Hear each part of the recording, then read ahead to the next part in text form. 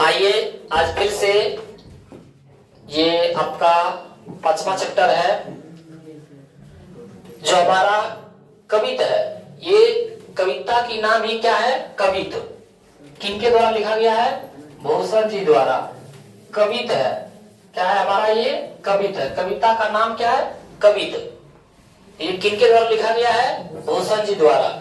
तो वही यहाँ पे है। और इस वीडियो में क्या है, इस कविता का इसमें सारांश भी पढ़ने जा रहे हैं, सब्जेक्टिव भी, ऑब्जेक्टिव भी, लेखक का परिचय, सारा कुछ पढ़ने वाले हैं इसी वीडियो में। यानी बोल सकते हैं इसको वन शॉट वीडियो। यानी आप लोगों का क्या है, 1 घंटा से कम में भी क्या है आपका सारा सारांश, इसका अर्थ जो भी होता है कविता का और उसका सब्जेक्टिव ऑब्जेक्टिव सारा पढ़ने वाले हैं। तो आप लोग इस वीडियो के अंत तक बने रहें। और आइए आज हम लोग देखने वाले हैं कि बोला गया यहाँ पे पहला क्वेश्चन कि कवि, जो कवित के लेखक है उनके कवि कौन है? भूषण जी। कौन है? भूषण जी। इनका जन्म कब हुआ था? तो 1613 ईस्वी में। इनका जन्म कब हुआ था? 1613 ईस्वी में। और निधन कब हुआ था? तो निधन इनका 1715 ईस्वी में। आप याद रखिएगा कि कवित के जो लेखक हैं, कवित के जो लेखक हैं वो लेखक कौन है? भूषण जी। जिनका जन्म कब हुआ था? तो 1613 ईस्वी में। इनका जन्म कब हुआ था? 1613 ईस्वी में। इनका निधन कब हुआ था? तो 1715 ईस्वी में। 1613 ईस्वी में इनका जन्म हुआ था और 1715 यानी 100 वर्ष से भी ज्यादा बचा। 1613 ईस्वी में जन्म हुआ था और 1715 यानी 102 वर्ष जिंदा रहे। और ये इनका जन्म स्थान कहाँ है? तो टिकवापुर, कानपुर, उत्तर प्रदेश। अधिकतर से अधिक कवि उत्तरी प्रदेश में है। सारा क्या, बहुत से कवि उत्तर प्रदेश है। तो उत्तर प्रदेश के कानपुर के टिकवापुर में, कानपुर के टिकवापुर में इनका क्या हुआ था? जन्म हुआ था। और इनके पिताजी का नाम क्या था? रत्नाकर त्रिपाठी। बोल देगा रत्नाकर त्रिपाठी किस कवि के पिताजी थे? तो भूषण जी के। आगे बोला इनका उपनाम, इनका उपनाम क्या था? तो बोला भूषण ही था इनका नाम। इनका क्या नाम था? उपनाम। इसका जो ओरिजिनल नाम था कोई नहीं जानता है। होता है ना कि कोई किसी नाम से प्रसिद्ध हो जाता है, तो ये किस नाम से प्रसिद्ध हो गए थे? भूषण जी के नाम से। इनका ओरिजिनल नाम क्या था अभी तक किसी को पता नहीं है। तो वही बोल रहा है कि चित्रकूट के सोलंकी राजा, चित्रकूट के सोलंकी राजा रुद्र शाह ने, कौन? रुद्र शाह ने इन्हें कवि भूषण की उपाधि दी है। बोल देगा कि भूषण को भूषण की उपाधि किसने दिया था? तो सोलंकी राजा रुद्र शाह ने। सोलंकी राजा रुद्र शाह ने इसको क्या है? भूषण की उपाधि दी थी। और आगे उपनाम भूषण इतना प्रसिद्ध हुआ कि मूल नाम विस्मृत हो गया। इस नाम से, भूषण के नाम से इतना ये प्रसिद्ध हो गए कि इनका जो मूल नाम था सबको भूल गया। सोचो ये भूषण से नाम से इतना प्रसिद्ध हो गया था। और इसका बड़ा प्रमुख आश्रयदाता, इसको देखो प्रमुख आश्रयदाता कौन है? तो बोल रहा है यहाँ पे कि छत्रपति, क्या बोल रहा है कि छत्रपति शिवाजी, फिर शिवाजी के पुत्र साहू जी एवं पन्ना के बुंदेले राजा छत्रसाल, 3 गो थे। एक छत्रपति शिवाजी, इनके मुख्य आश्रयदाता कौन थे? तो छत्रपति शिवाजी। और दूसरा में शिवाजी के पुत्र साहू जी। और ऑब्जेक्टिव पूछ देता है शिवाजी के पुत्र कौन थे? साहू जी। अब पन्ना के बुंदेला राजा कौन? छत्रसाल। कौन थे? छत्रसाल। एगो हम लोग बोलेंगे छत्रपति शिवाजी, एक छत्रपति के पुत्र साहू जी, और तीसरा में हम लोग बोलेंगे छत्रसाल। क्या बोलेंगे? छत्रसाल। इनकी विशेषता देख लेते हैं। विशेषता क्या है इनकी? तो बोला रीति काल के प्रसिद्ध कवि चिंतामणि, कौन? चिंतामणि त्रिपाठी और मतीराम भूषण के भाई के रूप में जाने जाते हैं। यानी जो भूषण जी के भाई थे वो चिंतामणि त्रिपाठी और मतीराम भूषण थे। इनके क्या थे? भाई थे। और इनकी कृतियां, इनकी क्या है? कृतियां। इनकी कृतियां देख लेते हैं। इनकी कृतियां बोला जा रहा है यहाँ पे, इनकी बोला कृतियां क्या थी? तो शिवराज भूषण। पहला में क्या था? शिवराज भूषण, जो कितने छंदों में? 384 छंदों में 105 अलंकारों का निरूपण और निरूपण किया था। यहाँ पे क्या है? निरूपण किया था। तो यहाँ से हम लोग बोल सकते हैं कि इनकी पहली कृतियां क्या थी? शिवराज भूषण। क्या थे? शिवराज भूषण। कितने छंदों थे? 384 छंदों और 105 अलंकारों का निरूपण और क्या है? छत्रपति शिवाजी का प्रशिष्ट करने वाले मुक्तकों का संग्रह थे ये शिवराज भूषण में। किसमें थे? शिवराज भूषण में। और दूसरा था शिवा बावनी। तो बावनी यानी 52। ऑब्जेक्टिव में पूछेगा शिवा बावनी में कितने मुक्तों छंद है, तो 52। आप लोग याद रखिए, जब ऑब्जेक्टिव बताने लगेंगे तो समय हम पूछेंगे। तो पहला में क्या था, शिवराज भूषण, इनकी कृतियां पहला क्या था, शिवराज भूषण, और दूसरा में शिवा बावनी, दूसरा में क्या था, शिवा बावनी। इसमें कितने मुक्त मुक्त था, 52 मुक्त पदों। इसमें छत्रपति शिवाजी की वीरता का बखान है, किसमें, शिवा बावनी में। शिवा बावनी किसके, शिवा बावनी जो लिखे हैं हमारे पर भूषण जी, वो किसके बारे में लिखे हैं, तो छत्रपति शिवाजी की वीरता का बखान किया कि कितना वो वीर थे। वो छत्रपति शिवाजी की वीरता के बारे में कौन ग्रंथ में मिलेगा, कौन किताब में मिलेगा, शिवा बावनी में। और फिर वह छत्रसाल दशक, दशक यानी 10, एक दशक कितने साल के होते हैं, 10 साल के। तो वही बोले छत्रसाल दशक, उसमें बोले 10 छंदों में महाराज छत्रसाल की वीरता का क्या है, यशोगान है। यानी जो छत्रसाल दशक है वही बोल रहा है कि 10 छंदों में, कितने छंदों में, 10 छंदों में महाराज छत्रसाल की वीरता का यशोगान है। यानी इसमें जिधर देखें वो क्या है, वीरता दिख रहा है। क्या दिख रहा है, वीरता ही दिख रहा है। जहां भी देखें इसमें क्या है, वीरता ही दिखा रहा है। तो हम लोग इसमें बोल सकते हैं, इसमें हम लोग बोल सकते हैं कि वीर रस है। जिसमें भक्ति के बारे में बोलते हैं तो भक्ति रस, इसमें किसके बारे में बात चर्चा है, वीर रस, यानी वीरता के बारे में बताया है। किसके बारे में बताया है, वीरता के बारे में। तो शिवा बावनी में कितने छंद, 52, और छत्रसाल दशक में 10। तो आइए हम लोग इसका देखते हैं। फिर बोला ये 3 कृतियां और प्राप्त है, यानी प्राप्त नहीं हुआ है। इनकी जो 3 कृतियां कौन कौन थे, शिवराज भूषण, दूसरा में शिवा बावनी, और तीसरा में इसका क्या था, छत्रसाल दशक। ये है 3 को ये था, लेकिन 3 को और लिखे थे वो नहीं मिले। कौन कौन, भूषण हजारा, भूषण उल्लास और दूषण उल्लास, ये 3 नहीं मिला। 3 को लिखे थे लेकिन इनका संग्रह नहीं हो पाया। तो कौन कौन था, भूषण हजारा, भूषण उल्लास और दूषण उल्लास, ये इनका क्या है, नहीं मिला। जो 3 को लिखे थे, 3 को पता चला कौन कौन, शिवराज भूषण, शिवा बावनी और छत्रसाल दशक। तो आइए इसका हम लोग क्या है, सारांश देखते हैं, और सारांश में किसके बारे में लिखते हैं और क्या लिखते हैं हम लोग देखते हैं आगे। यहाँ पे समझते हैं, हम लोग बोलते हैं कि यदि अच्छा कर्म करते रहते हैं तो बोलता है कि ये किसके तरह है, फलवा की तरह है, वो भी अच्छा काम किए। आप बुरा काम किए होंगे तब किसका उपाधि देता है, कि जो बुरे काम करता है। तो यहाँ जो ये आप देख रहे हैं, ये जो क्या है आप देख रहे हैं, इसमें किसके बारे में बताया है, शिवाजी के बारे में। किसके बारे में, शिवाजी के। शिवाजी के बारे में छत्रपति जो शिवाजी थे उसकी तुलना किए हैं। उसकी क्या है, तुलना किए। किससे किए हैं, तो इसको पहले पूरे समझिए, उसके बाद आप लोगों को समझ में आएगा। क्या बोल रहा है, इंद्र जिमी जंब पर, बाणव जियो अंब पर, रावण संदव पर रघुकुल राज है, पवन बारी बा पर शंभु रतिना पर, जियो सहस्त्र बाहु पर राम गिरिराज है, दावा द्रुम दंड पर, चीता मृग झुंड पर, भूषण वितुंड पर जैसे मृगराज है, तेज तम अंश पर, कान्हा जिमी कंस पर, यो मलक्ष वंश पर, शेर शिवराज है। यहाँ पे बताया गया है कि बोल रहा है कि इंद्र जिस प्रकार, जिमी यानी जिस प्रकार इंद्र जंब पर यानी अंब पर राज करता है, यमराज पर क्या करता है, राज करता है। बोल रहा है जिस प्रकार इंद्र यम पर यानी जंब पर राज करता है, बाणव जयो अंब पर, जिस प्रकार समुद्र की आग, अंब यानी पानी पर राज करता है। समुद्र की आग किस पर राज करता है, पानी पर राज करता है। रावण संदव पर रघुकुल राज है, जिस प्रकार रघुकुल राज किसको बोलते हैं, श्री राम भगवान को। जिस प्रकार श्री राम भगवान रावण पर राज करता था, उसको क्या वध किया कि नहीं। और बोला पवन बारी बा पर, पवन यानी क्या होता है, हवा। क्या होता है, हवा। ये सब आ रखिएगा। पवन मतलब क्या होता है, हवा, और बारी बा मतलब क्या होता है, बादल। क्या होता है, बादल होता है। तो बादल, ये जो बादल पर राज कौन करता है, हवा जिधर चलता है उधरे बादल चला जाता है, यानी हवा जो भी चाहेगा वो भी कर सकता है।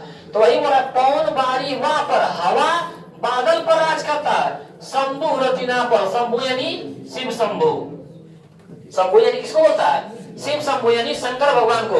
और शंकर भगवान रतिना पर राज करता है। रतिना मतलब समझता है, रति के पति यानी कामदेव। कामदेव को क्या किए थे, शंकर भगवान अपने तीसरे नेतृत्व से भस्म कर दिए थे। यानी उस पर क्या किया? राज कर दिया। राज करना यानी उस पर अधिकार करना। तो शंभु भगवान जिस प्रकार शंकर भगवान रतिना यानी कामदेव पर राज करता है, जियो सहस्त्रबाहु पर राम द्विराज है। सहस्त्रबाहु क्या था? एक राजा के नाम था। सहस्त्रबाहु पर कौन राज करता है? द्विराज। द्विराज बोलता है परशुराम भगवान को। किसको बोला गया? परशुराम भगवान को। जिस प्रकार परशुराम भगवान सहस्त्रबाहु पर जो राजा थे उस पर राज करता है, उसी प्रकार बोला दावा द्रुम दंड पर। दावा यानी जो जंगल की आग होता है, द्रुम दंड यानी जो वहां के सूखे पत्ते होते हैं, तो सूखे पत्ते पर कौन राज करता है? वहां की आग। जैसे अभी अमेरिका के कौन सा शहर में आग लग गया? अमेरिका के शहर में क्या है? एक शहर में पूरे जंगल में आग लगा है, पता ही नहीं। एक अमेरिका के शहर में पूरा क्या है? आग लगा हुआ है जंगल में। और आग लगा, कुछ जंगल में आग लगा और कुछ ही देरी के बाद जोर से तेजी से हवा चलने लगा, जिनके कारण बहुत से दूर तक जंगल को गर्म क्या किया? खाको कर दिया। बहुत से शहर क्या है? उसी आग में चला गया। तो वही बोल रहा है कि दावा द्रुम दंड पर, जिस प्रकार सूखे हुए पत्तों पर या तो जो वृक्ष पर लताएं होते हैं उस पर कौन राज करता है? वहां की जंगल की आग राज करता है। चीता मृग झुंड पर, जिस प्रकार चीता मृग झुंड पर राज करता है नहीं? मृग मतलब हिरण के झुंड पर कौन राज करता है? चीता। जब ये चाहता है तभी उसको क्या मार डालता है। फिर बोला भूषण वृतुंड पर, जैसे मृगराज है। भूषण वृतुंड यानी क्या था? हाथी। क्या था? हाथी के समूह। हाथी के समूह पर कौन राज करता है? मृगराज यानी जंगल के राजा शेर।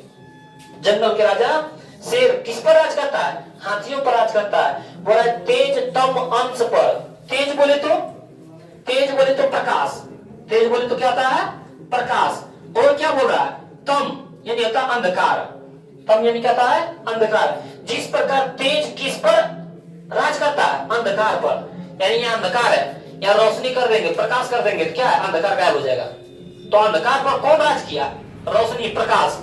भाई वह तेज तम अंश पर, कान्हा जी कंस पर, जिस प्रकार कृष्ण जी अपने कंस मामा पर क्या अधिकार किया था? राज किया था। समझना है। उसी प्रकार यो मलेच्छ वंश पर शेर शिवराज है। उसी प्रकार मलेच्छ वंश पर किनका राज है? शिवाजी का राज है।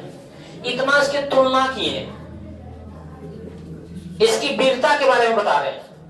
तो बोल देगा कि शिवाजी की तुलना किनसे किए हैं? तो ये आप लोग याद रखिएगा कि जिस प्रकार इंद्र कंस पर, जिस प्रकार इंद्र यम पर राज करता है, जिस प्रकार जंगल समुद्र की आग पानी पर राज करता है, जिस प्रकार राम रावण पर राज करता है, जिस प्रकार हवा बादल पर राज करता है, जिस प्रकार शंकर जी कामदेव पर राज करता है, जिस प्रकार परशुराम जी सहस्त्रबाहु पर राज करता है, जिस प्रकार जंगल की आग सूखे हुए पत्तों पर राज करता है, जिस प्रकार चीता मृग झुंडों पर राज करता है, जिस प्रकार जंगल के राजा शेर क्या है? हाथियों पर राज करता है, जिस प्रकार प्रकाश अंधकार पर राज करता है, जिस प्रकार कृष्ण कंस पर राज करता है, उसी प्रकार शिवाजी मलेच्छ वंश पर राज करता है। उसी प्रकार शिवाजी क्या है? मलेच्छ वंश पर।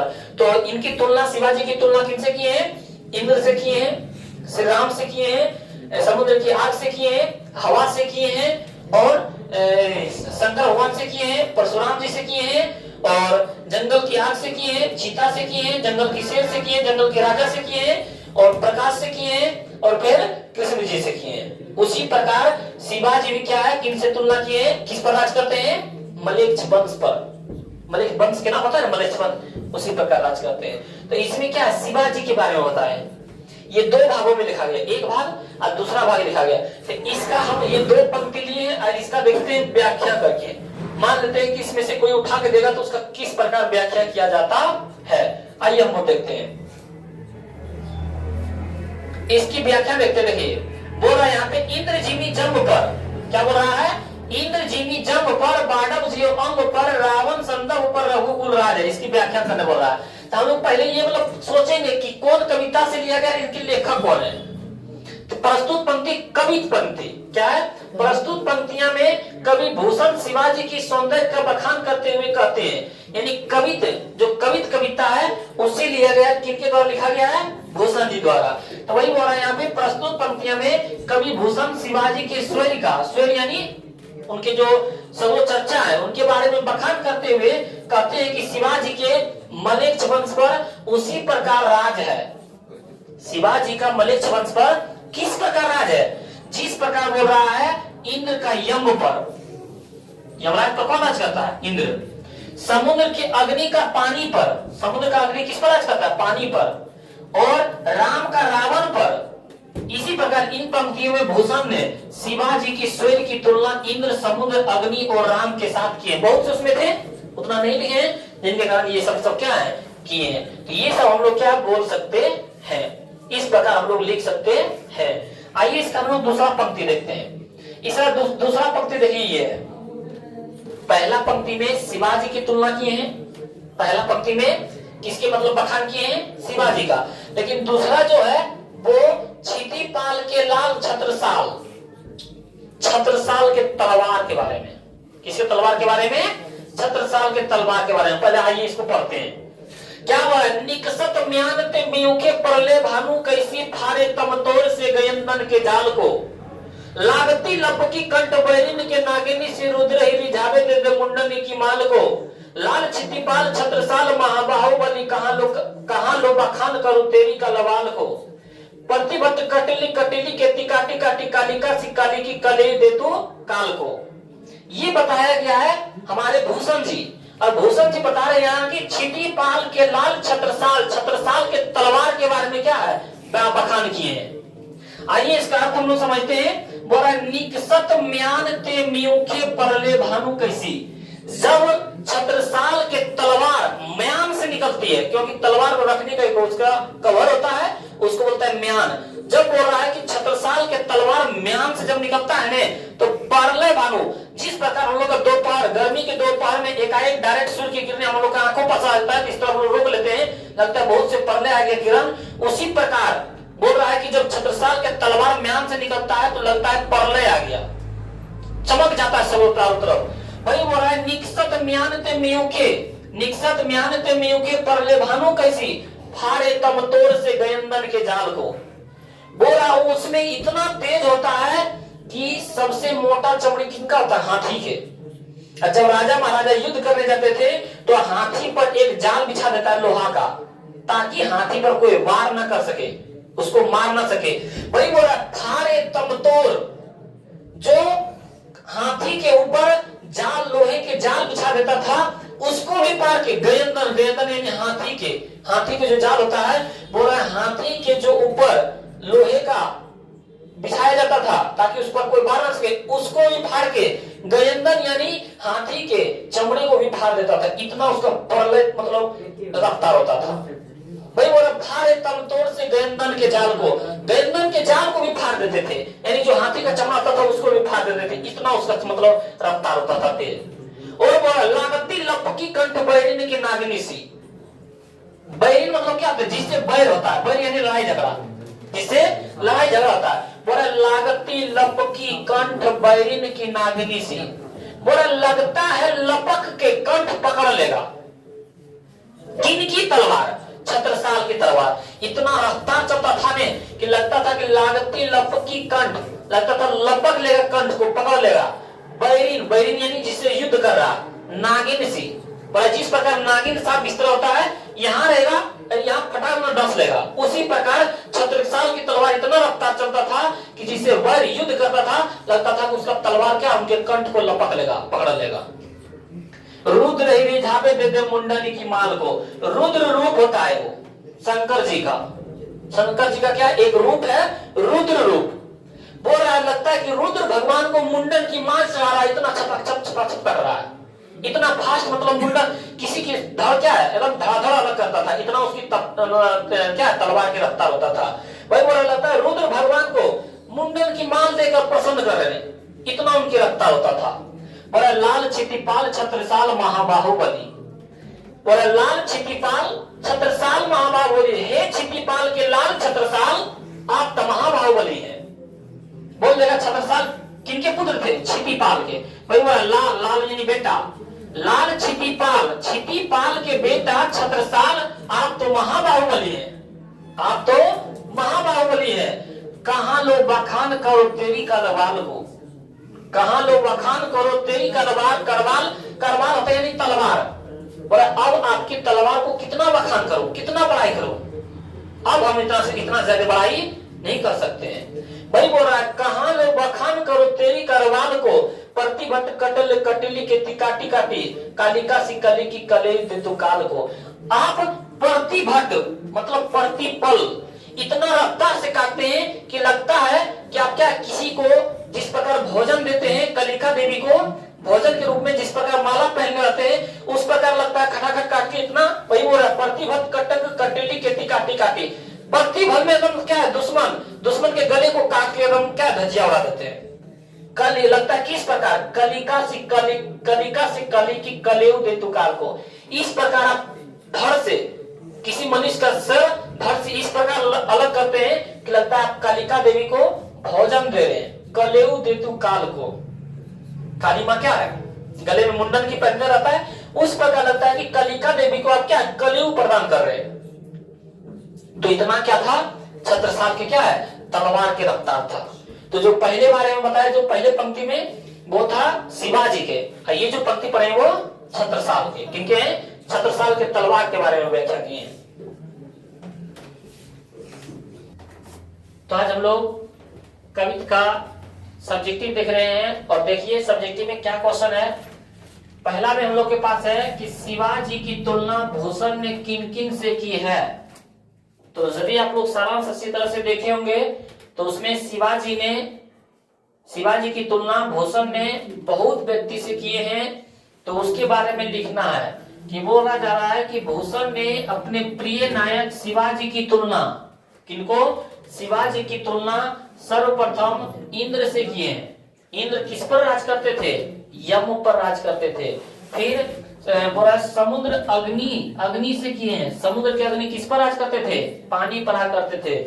और उन्होंने शिवाजी की तुलना भगवान राम, पवन तथा शिव जी से भी किए हैं। क्या है, भगवान राम की भी तुलना की है कि जिस प्रकार राम भगवान रावण पर क्या है राज करते हैं, और पवन जिस पर बादलों पर राज करते हैं, और शिव जी किस पर राज करते थे, कामदेव पर, रतिपति, रति के पति।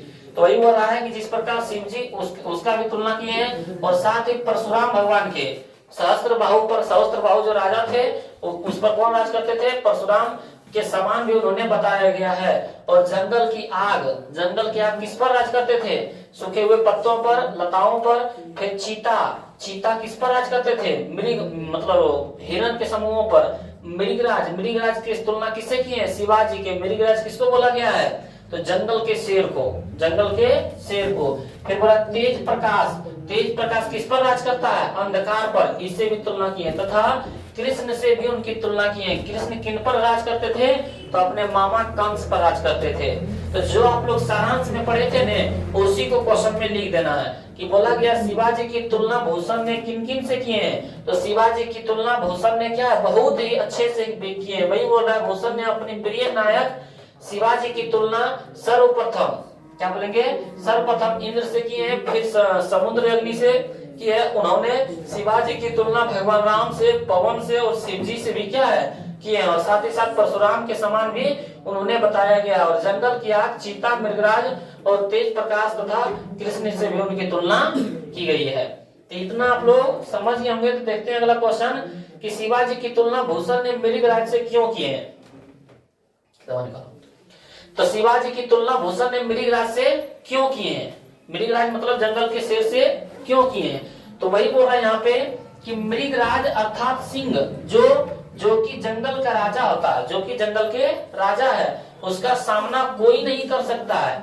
भूषण कहते हैं कि हाथी विशाल काय है, उसमें बहुत शक्ति है, फिर भी वह सिंह हाथों से क्या है, सिंह क्या है, सिंह के हाथों मारा जाता है। ऐसे ही शिवाजी भी सिंह की भांति साहसी, पराक्रमी, रण कौशल निपुण तथा शौर्यवान है। बोला जा रहा है कि जो जंगल के शेर होते हैं वो क्या होते हैं, जंगल के राजा होते हैं। और यहाँ तक कि हाथी जो होते हैं बहुत विशाल जानवर होते हैं, उसको भी क्या है मार गिराते हैं। तो वो उसी प्रकार जिस प्रकार जंगल के शेर होते हैं उसी प्रकार कौन है, हमारे शिवाजी हैं। तो देखते हैं फिर से यहाँ पे देखिए बोला जा रहा है कि मृगराज अर्थात सिंह जो कि जंगल का राजा है। जंगल का राजा कौन होता है? सिंह। उसका सामना कोई नहीं कर सकता। जंगल के जो राजा सिंह होता है उसका सामना कोई नहीं कर सकता। भूषण कहते हैं हाथी विशालकाय है। हाथी क्या सबसे बड़ा जानवर होता है वजन में, और उसमें बहुत शक्ति है। हाथी में क्या होता है? बहुत शक्ति होता है। फिर भी वह सिंह के हाथों मारा जाता है। फिर भी वह क्या जंगल के राजा के हाथों से मारा जाता है। ऐसे ही शिवाजी भी क्या है? सिंह की भांति साहसी है। कौन? शिवाजी। शिवाजी जो है ऐसे ही सिंह के भांति क्या है? साहसी है, पराक्रमी है और रण कौशल निपुण तथा शौर्यवान है। रण कौशल निपुण तथा क्या है? शौर्यवान है।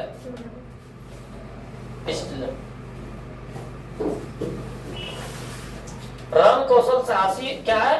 हम लोग बोलेंगे कि इसकी तुलना इसलिए किया क्योंकि जिस प्रकार जंगल के शेर साहसी होते हैं, राजा होते हैं, उसी प्रकार क्या है ये भी है। अगला क्वेश्चन देखते हैं हम लोग कि छत्रसाल की तलवार कैसी है, वर्णन कीजिए। छत्रसाल आप लोग पढ़े थे ना, प्रतिबद्ध कटे लिखती काटी काटी, मतलब इतना उनका तेज तलवार था, लगता था कि कालिका देवी को क्या है कलियुग प्रदान कर रहे हैं।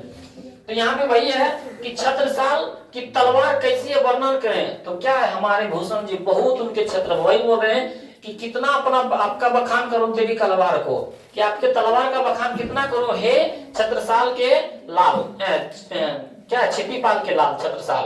तो वही बोला छत्रसाल की तलवार कैसी है। आप लोग बोलेंगे कि छत्रसाल की तेज धार वाले चमचमाती तलवार जब म्यान से निकलती है तो वह सूरज के तीव्र किरण से समान प्रतीत होती है।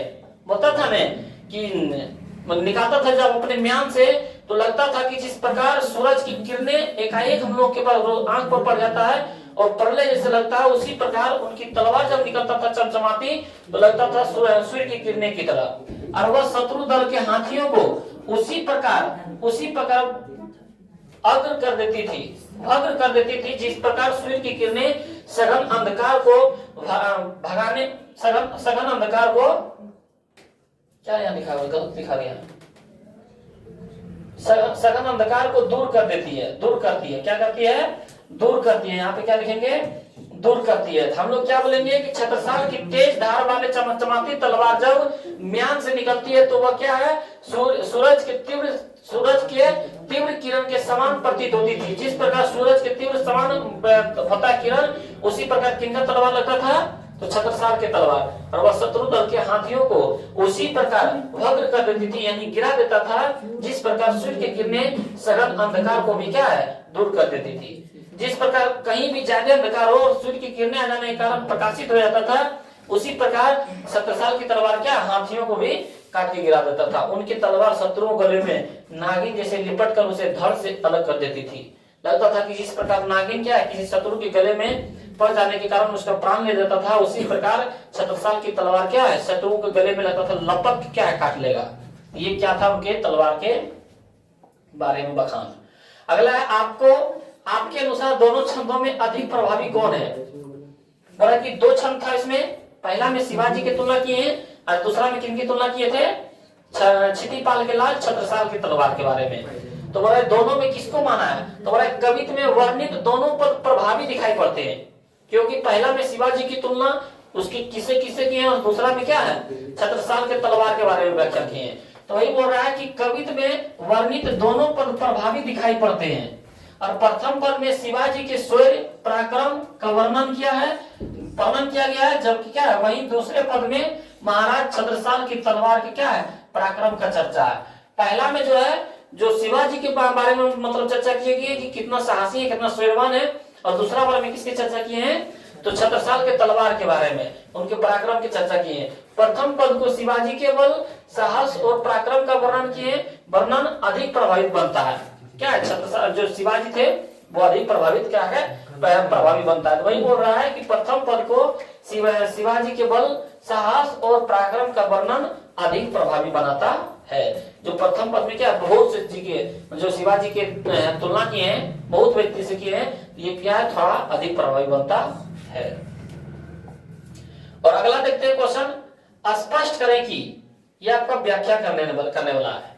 स्पष्ट करें कि लागती लपकी कंठ वैरिन के नागनी सी रुद्र रिझावे दे मुंडन की माल को। आप लोग क्या है यदि सारांश देखे होंगे, इसके सारांश को मतलब सुने होंगे, इसके सारांश को सुन के क्या हम लोग आंसर जवाब दे सकते हैं। तो ये लागती लपकंठ वैरिन की ये किसमें प्रथम पद से लिया, दूसरे पद से, दूसरे पद के किससे, छत्रसाल के तलवार के बारे में जो व्याख्यान कर रहे थे। तो वही बोल रहा है कि प्रस्तुत पंक्तियां भूषण द्वारा रचित कवित से लिया गया है। ये जो लिया गया है लगती लपकी कंठ वैरिन किससे लिया गया, तो कविता से लिया गया है। अब उनके लेखक कौन है, भूषण जी हैं। तो वही यहाँ पे बोल रहा है कि प्रस्तुत पंक्तियां भूषण द्वारा रचित कवित से लिया गया है और कवित में भूषण ने अपने दो प्रिय नायक एक शिवाजी और छत्रसाल की वीरता का बखान किया है। बोल देगा ये कैसा रस है, तो वीर रस है, दोनों में वीरता का मतलब बात बताया गया। तो वही बोल रहा है कि यहाँ पे दोनों प्रिय नायक शिवाजी और छत्रसाल के क्या है, वीरता का बखान किया है। और इस पंक्ति के माध्यम से भूषण कहते हैं कि छत्रसाल की तलवार शत्रुओं के गले में तेज गति से नागिन के समान लिपट जाती है। और लागती लपकी कंठ वैरिन की, वैरिन यानी जो वैर करते हैं, युद्ध करते हैं, जो लड़ते हैं, उसके लगता है कि कंठ में नागिन के समान लिपट जाएगा इनकी तलवार। तो वही बोल रहा है कि भूषण कहते हैं कि छत्रसाल की तलवार शत्रुओं गले में तेज गति से नागिन के समान लिपट जाती है और उसके सिर के धड़ से अलग कर देती है। यह घटना ऐसा लगता है मानो यह भगवान रुद्र को क्या है, भगवान रुद्र को मुंडनों की माला चढ़ाकर प्रसन्न करना चाहते हैं। कौन, छत्रसाल। वही बोल रहा है लागती लपकी कंठ वैरिन सी, लागती लपकी कंठ वैरिन की नागिने से रुद्र रिझावे दे मुंडन की माल को। रुद्र रूप किनका होता है, भगवान शिव जी का रुद्र रूप होता है। उन्हीं को क्या लगता है, मुंडन की माल को चढ़ा के क्या है, उनको प्रसन्न कर रहे हैं। इतना उसकी मतलब क्या है, तेज मतलब तलवार की रफ्तार होता है। ये भी आप लोग क्या है समझ गए होंगे। तो देखते हैं अगला क्वेश्चन। अगला बोल रहा है अर्थ स्पष्ट करें। क्या है, अर्थ स्पष्ट करें। क्या फिर से दे दिया है कि प्रतिभट्ट कटल कटिली खेती काटी काटी कलिका से कलिकी कलेऊ देतु काल को। पर इस प्रकार उसकी तेज रफ्तार है, मतलब इतना दनादन शब्द काटता है रफ्तार, मतलब दुश्मनों के मुंड को लगता है कलिका देवी को क्या है, कलियुग प्रदान कर रहा है, भोजन प्रदान कर रहा है। ये पंक्ति कहां से लिया गया है, तो कवित पाठ से। इनके लेखक कौन है, तो भूषण जी हैं। तो यहाँ पे हम लोग बोलेंगे प्रस्तुत पंक्ति, क्या बोलेंगे, प्रस्तुत पंक्ति कवि भूषण लिखित कवित से लिया गया है। और इस पंक्ति के माध्यम से कवि भूषण ने छत्रसाल की तलवार की विशेषता को बताया है। छत्रसाल जो क्षितिपाल के लाल था, छत्रसाल शिवाजी के पुत्र कौन थे, साहू जी। यहाँ यहाँ कौन है, छत्रसाल। छत्रसाल की तलवार की विशेषता को बताया और कवि कहते हैं छत्रसाल की तलवार की धार तेज है, उनकी जो रफ्तार है बहुत तेज है और वह शत्रुओं को काटती जा रही है, शत्रुओं के गले को क्या काटती जा रही है। वही बोल रहा है प्रतिभट कटले केटी काटी काटी, लगता है एकदम धड़ाधड़ काट के उड़ा रहा। और ना जाने कितने वीरों को काट काट कर धराशाही कर दिया है, कितने वीर को काट के क्या है धरती पर सुला दिया है। वह मृत्यु की देवी कलिका को लगता है कलेवा प्रदान कर रही है। मृत्यु की देवी कौन है, कलिका देवी, लगता है उनको कलेवा प्रदान कर रहा है। इस प्रकार का अपने तेज रफ्तार से क्या है, मतलब दुश्मन वीरों के क्या है सर धड़ अलग कर रहा है। ये इनका क्या था, मतलब अर्थ था और उसके बारे में लिखने वाला था। और अब आइए हम लोग क्या है इसका ऑब्जेक्टिव का जवाब देते हैं।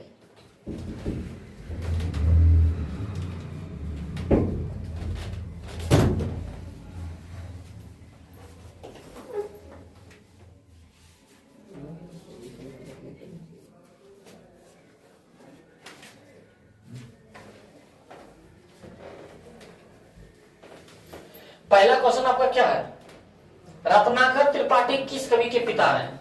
हम बताए थे भूषण जी के पिताजी के नाम क्या है, रत्नाकर त्रिपाठी। तो वही बोल रहा है पहला में कि भूषण के पिताजी थे, कि तुलसीदास के पिताजी थे, कि नाभादास के पिताजी थे, कि सूरदास के पिताजी थे। तो क्या हो जाएगा इसका राइट आंसर, भूषण जी। भूषण जी के पिताजी का नाम क्या था, रत्नाकर त्रिपाठी। आगे बढ़ा, लागती लपकी कंठ वैरिन के नागिनी से ये युक्ति किस शीर्षक कविता से लिया गया। यानी ये बात लागती लपकी कंठ वैरिन से किस कविता में लिखा गया, कवित में, कि छप्पन में, कि उषा में, कि पुत्र वियोग में। तो ये किस में लिखा गया था, कवित में, जिनका लेखक कौन है, नाभादास जी। आगे बोल रहा है चिंतामणि किस काल के कवि है? क्या बोल रहा है? हम लोग बोलेंगे चिंतामणि किस काल के कवि है? तो हम लोग क्या बोलेंगे? आदि काल के, भक्ति काल के, रीति काल के, आधुनिक काल के। तो हम लोग बोलेंगे इसमें रीति काल के। चिंतामणि किस काल के कवि है? तो हम लोग क्या बोलेंगे? रीति काल के। और फिर अगला क्वेश्चन है हम लोग के पास, भूषण की कविता निम्न में से कौन है? अभी आप लोग बताए थे कि भूषण की कविता कौन है? तो कवित। कौन है? कवित। तो हार की जीत की कवित की उषा की छप्पर, हमारा राइट आंसर हो जाएगा ऑप्शन बी, कवित हो जाएगा।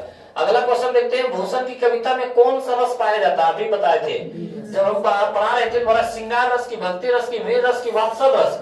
तो वीर रस, इसमें दोनों पद में वीरता की बखान किया है। पहला में शिवाजी की वीरता का बखान किया है और दूसरा में छत्रसाल के तलवार के बारे में बखान किया है। किसमें किस रस के मतलब व्याख्या किया गया है? तो वीर रस का। और अगला क्वेश्चन देखते हैं हम लोग, छत्रसाल दशक की कितने छंदों में महाराज छत्रसाल की वीरता का यशोगान किया है? यदि आप लोग इसका सारांश देखे होंगे तो बोल रहा है यहाँ पे छत्रसाल दशक, छत्रसाल दशक, दशक यानी 10, दशक यानी 10। तो 50 छंदों में, 52 छंदों में कि 59 छंदों में कि 10 छंदों में? इसका आंसर क्या जाएगा? 10 छंदों में। बोल देगा छत्रसाल दशक के लेखक कौन है, मतलब उनका बारे में लिखा कौन है? तो नाभादास जी। कौन लिखे हैं? नाभादास जी। कितने छंद थे? तो आप लोग याद रखिएगा, छत्रसाल दशक बोल रहा है तो दशक में 10 छंद है। कितने छंद है? 10 छंद है। अगला बोला है कि कवित शीर्षक कविता के कवि कौन है? यो भी बोलने वाली बात है। कवित शीर्षक कविता के कौन कवि है? कबीर की, भूषण की, तुलसीदास की, सूरदास? हमारा क्या जाएगा? भूषण जी। हमारा राइट आंसर हो जाएगा ऑप्शन बी। अगला क्वेश्चन देखते हैं, क्वेश्चन नंबर 8, भूषण रीति काल के किस धारा के कवि है? भूषण क्या है? रीति काल के किस धारा के कवि है? तो हम लोग यहाँ से बोल सकते हैं निर्गुण धारा के, कि रीति युक्त काल के, कि सगुण धारा के, कि रीति युक्त धारा के? तो हम लोग यहाँ से बोलेंगे रीति युक्त धारा के। क्या बोलेंगे? कि ये जो भूषण जी है वो किस काल के धारा, किस धारा के कवि हैं? तो हम लोग बोलेंगे रीति युक्त धारा के कवि हैं, जो हमारा राइट आंसर क्या जाएगा? Option D.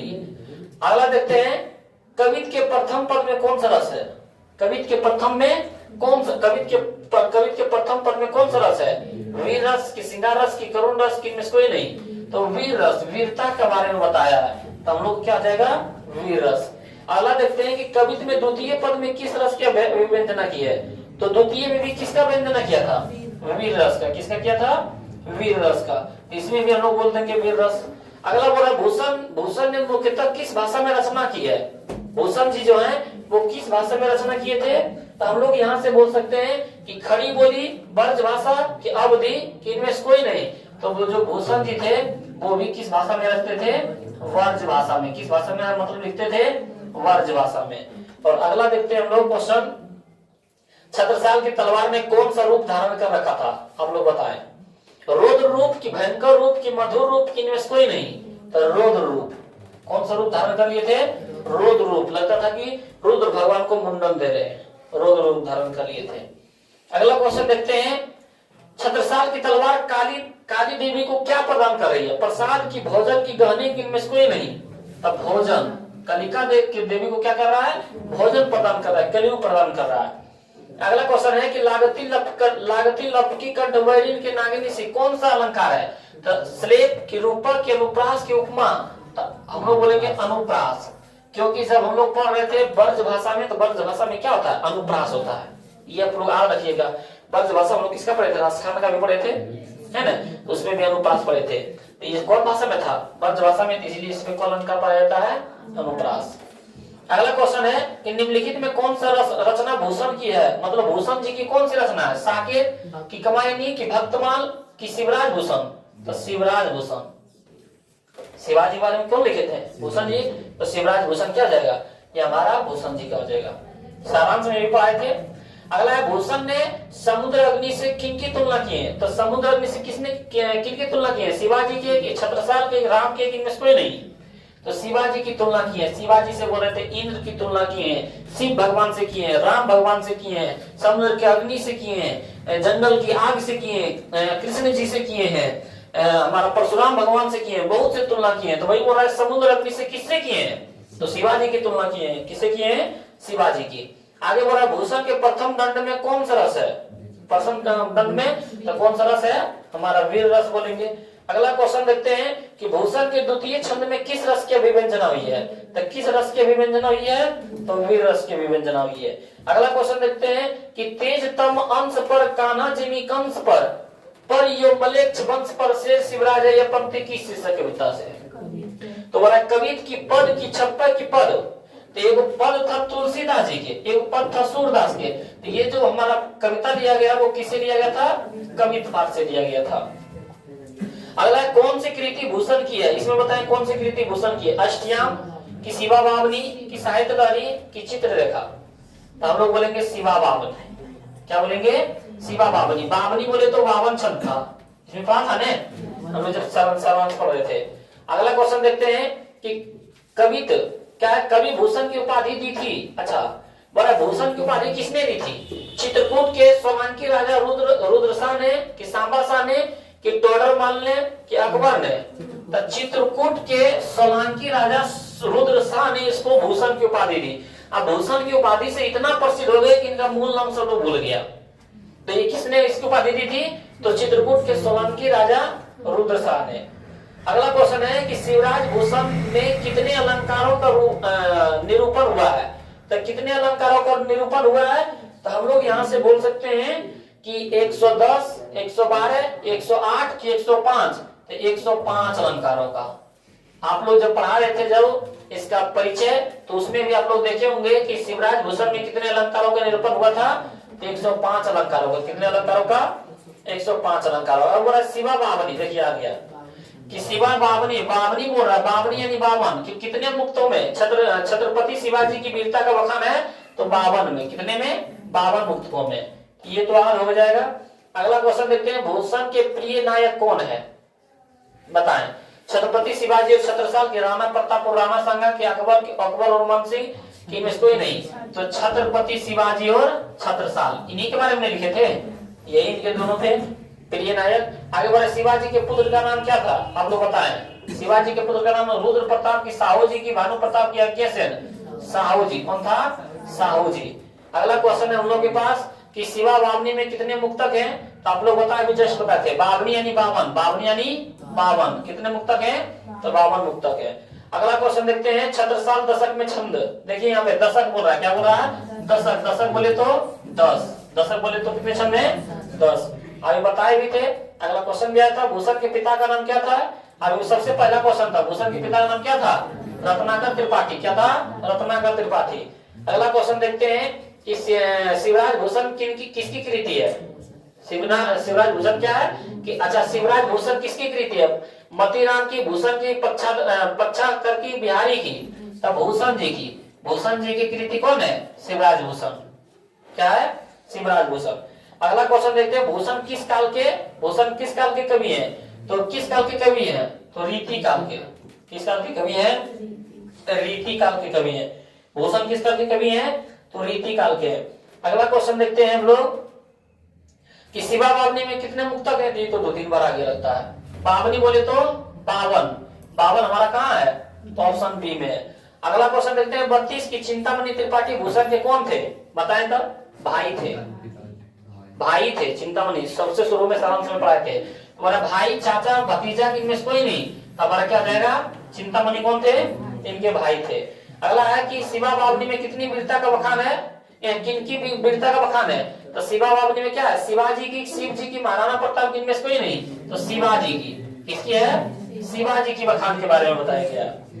आगे बोल रहा है अगला क्वेश्चन छत्रसाल दशक किसकी कृति है? अच्छा बोला छत्रसाल दशक किनके द्वारा लिखा गया है? तो द्विज देव की, जयदेव की, भूषण की, मतीराम? तो भूषण द्वारा। किनके द्वारा? भूषण जी द्वारा क्या है? लिखा गया है। तो ये आपका 34 क्वेश्चन था। और आप लोग कमेंट्स में बताएं, यदि यहाँ तक हम देख लिए हैं तो आप लोग एक बार कमेंट भी बताएं कि 34 प्रश्नों में से कितने प्रश्न का आप लोग जवाब दिए हैं। और यदि आप लोग का ये वीडियो अच्छा लगा, इसमें सारांश, सब्जेक्टिव, लेखक परिचय, ऑब्जेक्टिव सारा है, तो अपने दोस्तों के पास भी शेयर करें, ताकि क्या है लगभग 1 घंटा में आपका सारा चैप्टर क्या है समाप्त हो जाएगा। तो मिलते हैं हम लोग अगले चैप्टर में।